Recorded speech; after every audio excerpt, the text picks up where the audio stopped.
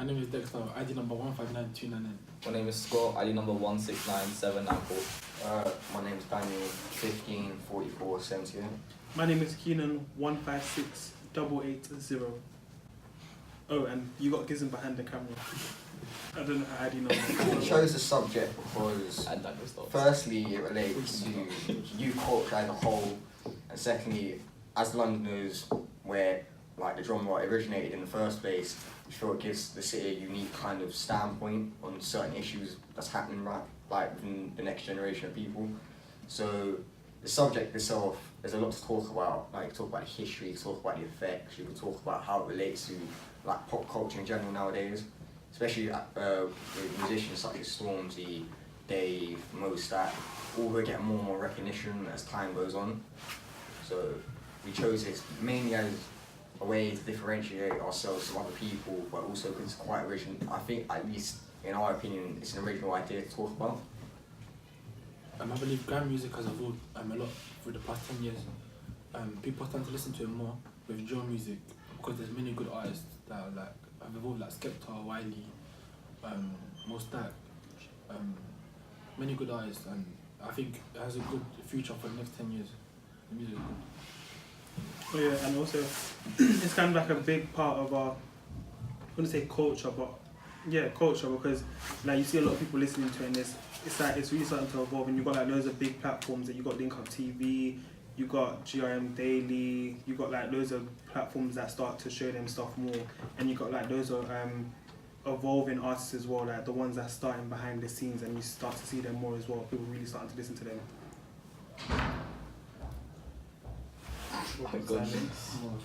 Also, like, grime's one of the most like rapid growing movements of music, as it only came out in the early 2000s, and it mostly reflects like people consider it like most of the real music because it reflects what's going on at the time, and a lot of young people, especially teenagers, kind of just relate to it because it reflects their lives as well, especially since in London is where they're growing up, so I feel like they can relate to it as well, and I think everyone can take something from grime. I think people take grime seriously because they use it as a platform. People live in deprived areas and they use it as something that could help them to get out the streets, the hood life, and then they can make a living out of it when they get a lot of money from it. So with the actual documentary itself, kind of laid out a basis of what we wanted to talk about. So we went with the idea that we talk about history and the timeline, how it's grown from like a backyard underground type of scene into one of the biggest media platforms and musical genres within the country and internationally. So first things first, we did a bit of research on where it started, how it started, what kind of genres influenced how the instrumentals and the lyrics kind of relate to each other. So we looked at groups such as Boy Better Know, musicians such as Wiley, Skepta, JME, and how they've influenced the next generation of musicians to take inspiration from them and incorporate it into their own music. So with that, the types of beats happen, like the beats per minute, 140 beats.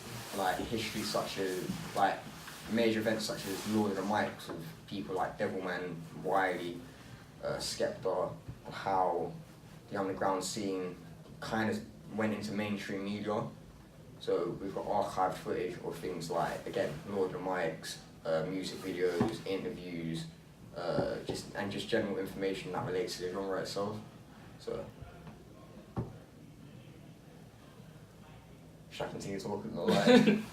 So for our editing process, we basically started out with a bit of an intro describing what we were going to talk about. So we did a couple of jump cuts in a music store of like different genres of music and like cut between certain aspects before stopping on grime, just to give like a general like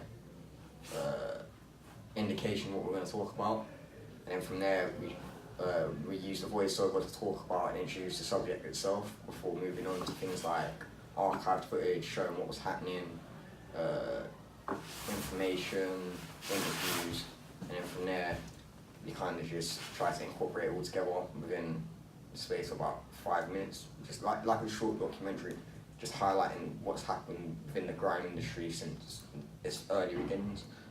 So